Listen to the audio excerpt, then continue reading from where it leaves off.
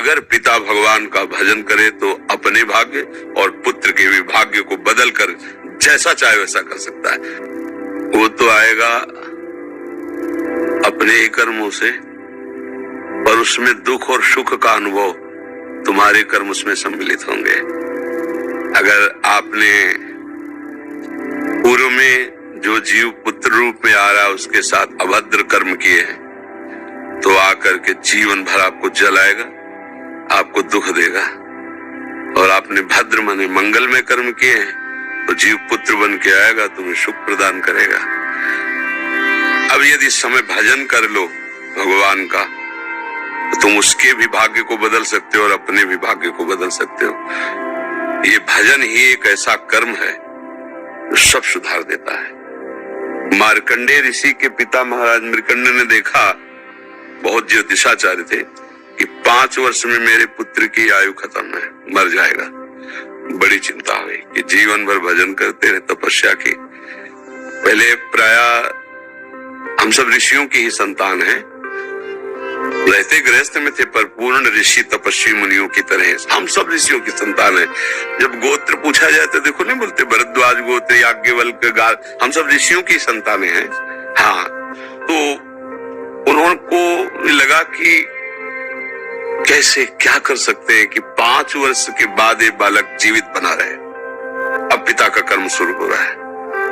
पूर्व संयोग इतने ही वर्ष का था, अब उनका नया कर्म काम कर रहा है। उन्होंने विचार किया भगवान के भक्तों और संतों में विशेष सामर्थ्य है।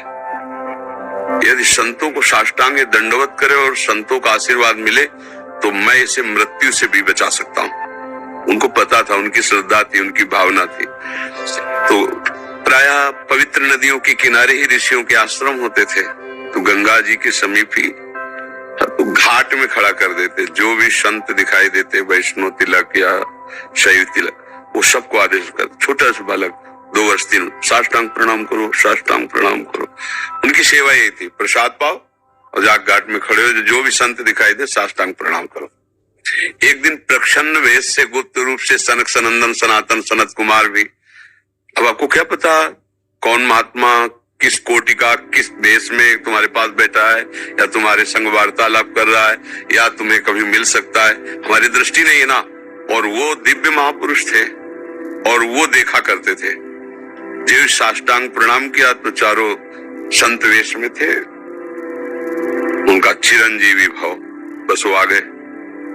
महाराज मेरी दृष्टि अचूक है, आप सनक सनंदन सनातन सनत कुमार चारों ब्रह्म कुमार है ना, प्रच्छन्न वेश से आप घूम रहे हैं, ये तो अभागी है, 5 वर्ष में इसकी मृत्यु हो जाएगी। वो आप कह रहे चिरंजीवी भव, तो आपके वचन मिथ्या या इसका भाग्य मिथ्या? इसी बात में बैठे थे कि कोई ना कोई महापुरुष जब फंसेगा तो ये भाग्य को मिटा सकता है, साधारण थोड़ी मिटा पाता है, महापुरुष ही मिटा पाता है, उसमें सामर्थ्य होती है।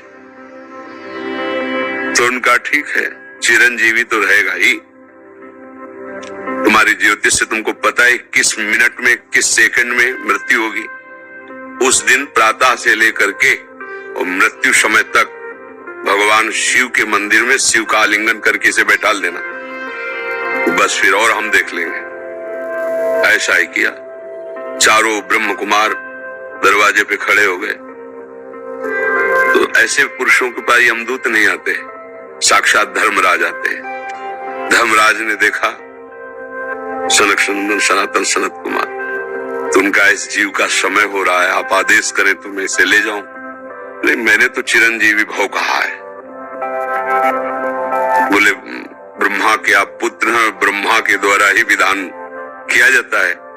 तो इतनी वार्ता हो रही थी कि भगवान शंकर प्रकट हो गए। उनका कि कुछ बदलना नहीं है, 5 वर्ष की आयु ना, 5 वर्ष मेरी आयु के 5 वर्ष रहे। भगवान ब्रह्मा जी एक सुई लेकर के ऐसे कमल में छेदे थे, आका 1 वर्ष हो जाता है। वो क्रम जब समय का नहीं, जैसे उत्तरायण दक्षिणायन देवताओं के दिन रात, ब्रह्मा जी का दिव्य 100 वर्ष का जो आयु का विवरण है ना, उसको जब पढ़ो तो होश खराब हो जाएगी। एक दिन में जाते हैं, इंद्र बदल जाते हैं एक दिन में। और भगवान का समय, वो जो ब्रह्मा जी का समय, निमेष, पलक झपकना, इतने ब्रह्मा की पूरी आयु हो गई। 5 वर्ष उनके, आज तक मार्कंडेय जी जीवित है, उनको चिरंजीवी ऋषि कहा गया है मार्कंडेय जी का।